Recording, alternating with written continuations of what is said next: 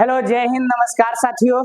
लेकर आ रहे हैं बहुत ही धुआंधार सेशन भूगोल का। कल आपका भूगोल का एग्जाम है और बहुत ही जल्दी मतलब 10 से 15 मिनट में आपका पूरा वीवीआई मस्ट वीवीआई क्वेश्चन बताएंगे जो कि भूगोल में एकदम आपके एग्जाम में आएगा। देखिए पहला क्वेश्चन, जैसे हमने इकोनॉमिक्स का और आपको पॉलिटिकल साइंस का बताया था, आप देख सकते हैं प्रमाण है पॉलिटिकल साइंस का क्वेश्चन जो लड़ा होगा, जबरदस्त लड़ा होगा। पहला नंबर क्वेश्चन जो था, पहला नंबर पेज में का, वो पहला नंबर ही आपके क्वेश्चन पेपर में था। इसी तरीके का ज्योग्राफी लेकर आया है और आइए ज्योग्राफी की हम शुरुआत करते हैं। अगर चैनल पर आप नए हैं तो शेयर और सब्सक्राइब कीजिएगा, थोड़ा सपोर्ट कीजिएगा। आइए मानव भूगोल को परिभाषित करें। पहला क्वेश्चन आपको आएगा कि मानव भूगोल को परिभाषित करें, यानी मानव भूगोल क्या है। मानव भूगोल के बारे में पूछेगा, देख सकते हैं यहाँ पर मानव भूगोल का डेफिनेशन दिख रहा होगा। इतना ही आप एग्जाम में लिखिएगा। आर्थिक भूगोल के 3 उपक्षेत्र लिखे, आर्थिक भूगोल के बारे में पूछेगा तो लिखिएगा।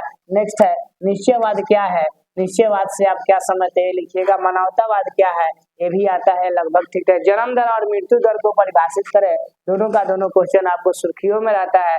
इसका आंसर आपको सब स्क्रीन पर दिख रहा होगा। हम स्पीड में आपको इसलिए करा रहा है ताकि आप आसानी से इस क्वेश्चन को कवर कर सके और वीडियो को रोक करके या स्क्रीनशॉट ले करके इसको पढ़ सकते हैं, ठीक है। आप स्क्रीनशॉट ले लीजिएगा, ठीक है। लिंग संरचना से आप क्या समझते हैं, लिंग संरचना भी बहुत जबरदस्त है। मृत्यु दर, जन्म दर, ये आता ही आता है, समझ रहे ना। आगे ये जो क्वेश्चन ज्यादा इंपॉर्टेंट है, मस्ट भी ये वाला क्वेश्चन, और भारत में घटते शिशु लिंग अनुपात के 2 कारण बताएं, जो कि लगभग सुर्खियों में क्वेश्चन आता है। ठीक ठाक क्वेश्चन है, ज्यादातर आता है। आगे हम बात करते हैं इसमें, है ना, जनसंख्या संगठन से क्या समझते हैं, ये भी ठीक है। मानव भूगोल से, मानव भूगोल पहला चैप्टर से लिंगानुपात कैसे मापा जाता है देख लीजिएगा।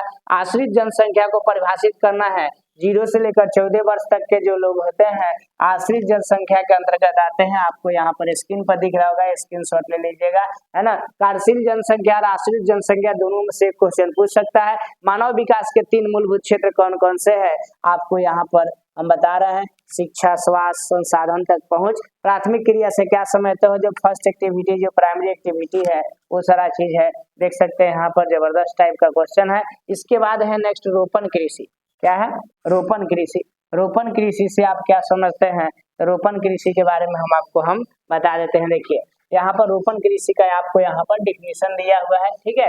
इसके बाद जीवन निर्वाह कृषि क्या होता है, जीवन जीने के लिए जो कृषि किया जाता है उसको जीवन निर्वाह कृषि कहा जाता है। जो आंसर हमने लिखा है इतना लिखिएगा, एकदम 2 नंबर का 2 नंबर आपके एग्जाम में आएगा। अब भूमध्य सागरीय कृषि उतना इम्पोर्टेंट नहीं है। सामूहिक कृषि क्या है, देख सकते हैं यहाँ पर स्क्रीन पर। सामूहिक कृषि भी बहुत जबरदस्त है। रबर उत्पादन के लिए 2 देशों का नाम लिखिए। रबर उत्पादन का कहाँ कहाँ रबर का उत्पादन होता है, ये भी लगभग वीवीआई क्वेश्चन है। विस्तृत वाणिज्यिक अनाज कृषि की किन्हीं 4 फसलों के नाम लिखना है कि विस्तृत वाणिज्यिक कृषि क्या है। इस टाइप का भी क्वेश्चन आपके एग्जाम में आ सकता है। विनिर्माण किसे कहते हैं, बार बार क्वेश्चन आता है। उपभोक्ता वस्तु, ये सब छोड़ करके आगे तृतीय क्रियाकलाप, द्वितीय क्रियाकलाप देख कर जाइएगा, है ना। ग्रामीण विपणन केंद्र को परिभाषित करना है, जो कि गांव के जो विपणन केंद्र होते हैं, गांव के जो होते हैं बाजार, उसको कहते हैं। इसके बाद आपको नेक्स्ट क्वेश्चन की ओर लेकर चलते हैं, है ना। देखिएगा नेक्स्ट यहाँ पर है परिवहन तथा संचार में क्या अंतर है। देखिएगा परिवहन और संचार दोनों में आपसे अंतर पूछेगा, है ना। परिवहन और संचार में अंतर पूछेगा, देख लीजिएगा। ज्यादा ही वीवीआई क्वेश्चन है। परिवहन संचार का अंतर यहाँ पर नीचे आपको दिख रहा होगा, आप इसका स्क्रीनशॉट ले सकते हैं, ठीक है। परिवहन और संचार का अंतर फंस गया, ठीक है। नेक्स्ट हम बात करते हैं परिवहन संचार के में, इसमें और क्वेश्चन है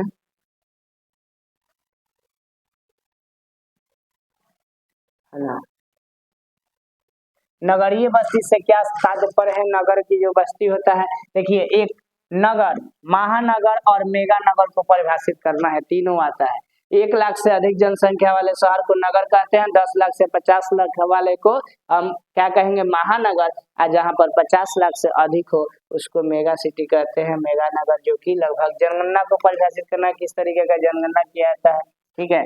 आगे हम बात करते हैं साक्षरता की परिभाषा देना है कि साक्षरता क्या है, समझ रहे ना। ये सभी क्वेश्चन बहुत ही इंपॉर्टेंट है, आप इसको देख करके जाइएगा। इस तरीके का क्वेश्चन आपके एग्जाम में ज्यादा आने की संभावना बन जाती है। हम डायरेक्ट इधर से बता देते हैं बिना टिक लगाए हुए। देखिए साक्षरता की परिभाषा देना है। 38 नंबर क्वेश्चन दिख रहा है, प्रवास से क्या समझते हैं? कोई भी निवास स्थान छोड़कर दूसरे स्थान पर जाकर बसा जाता है उसको प्रवास कहते हैं। जो लगभग इतना लिखा है काफी, एक दो एग्जाम्पलों में से दे दीजिएगा, लगभग बन जाएगा।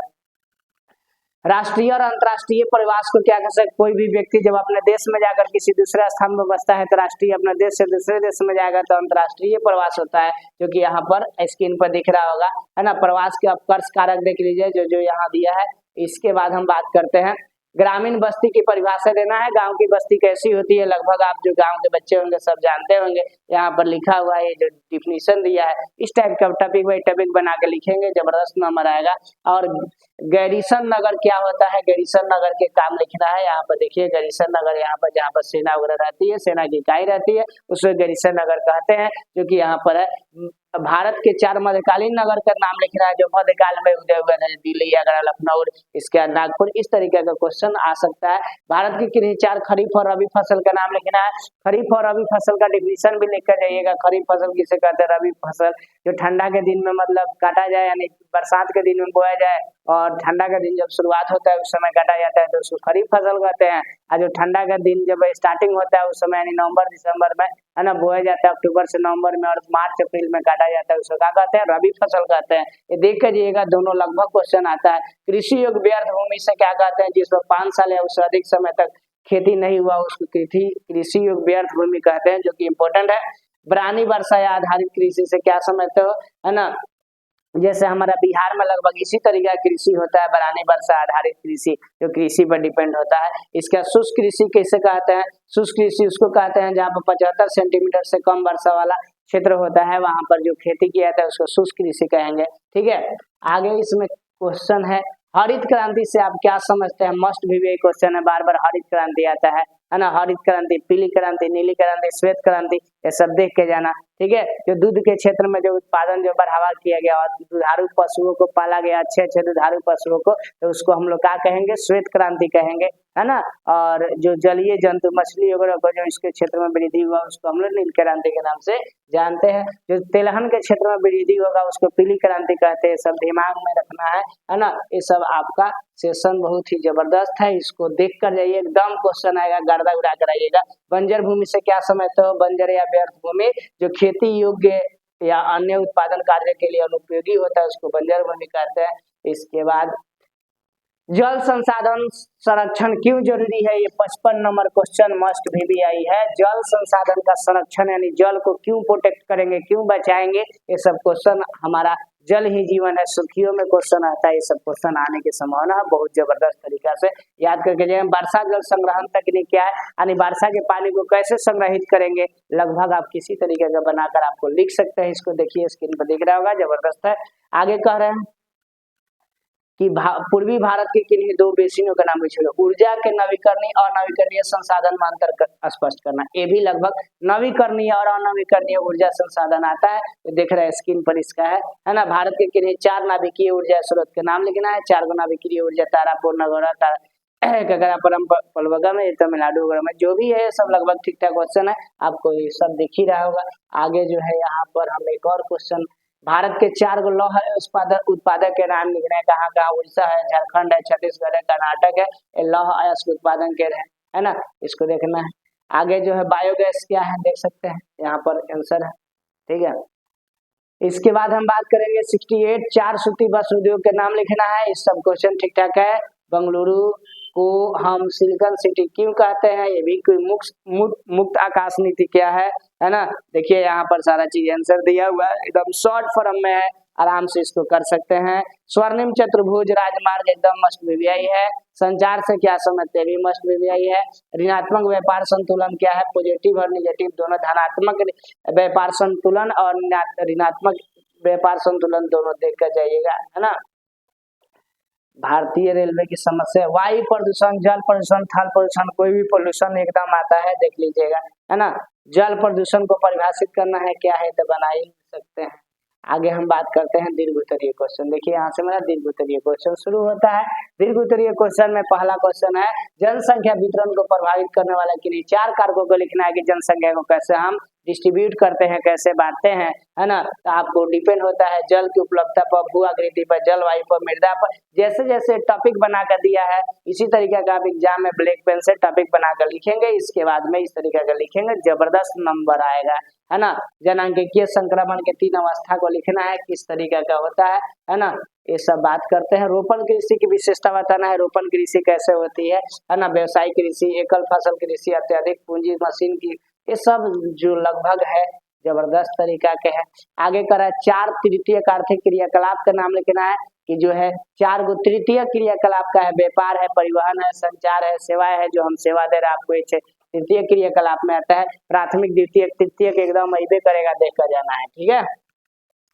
अंतर्राष्ट्रीय व्यापार में स्वेज नहर के महत्व को लिखना है, क्या कि स्वेज नहर जो है उसका क्या महत्व है इंटरनेशनल ट्रेड पर, लिखना है, ठीक है। इसके बाद प्रवास के प्रेरक चावे छोड़ना है, भारत के अंतर्राष्ट्रीय प्रवास, भारतीय कृषि की समस्या का विवेचना करना है कि भारतीय कृषि में क्या क्या समस्या आता है, इसको देखना है, ठीक है। ज्यादातर सुर्खियों में क्वेश्चन आता है, ठीक है। स्वतंत्रता प्राप्ति के बाद भारत में हुए कृषि विकास की व्याख्या करना है कि किस तरह कृषि विकास हुआ। भारत में गेहूं उत्पादन बार बार पूछता है, गेहूं और धान का।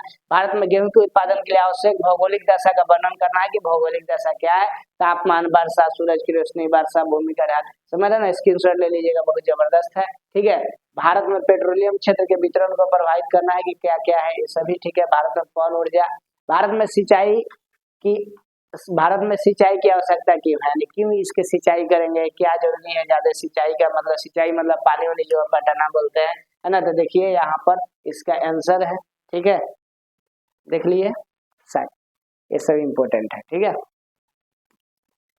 इसके बाद है क्वेश्चन फिर इम्पोर्टेंट, चीनी उद्योग के वितरण नहीं, ये वाला मोस्ट भी आई है 23 नंबर, स्क्रीन पर आपको दिखा देते हैं, जबरदस्त है, इसका स्क्रीनशॉट ले ही लीजिए आप। उदारीकरण, निजीकरण और वैश्वीकरण से क्या समझते हैं, उन्हें भारत के औद्योगिक विकास में किस प्रकार से सहायता किया है, देख लेना, ठीक है। इसके बाद भारत में सूती बस उद्योग के विकास के वितरण का वर्णन करना है, क्या सूती बस। भारत में गंदी बस्तियों की समस्या का वर्णन करना है, कैसे। भारत के लौह इस्पात उद्योग का वितरण कहाँ कहाँ पर है, ठीक है।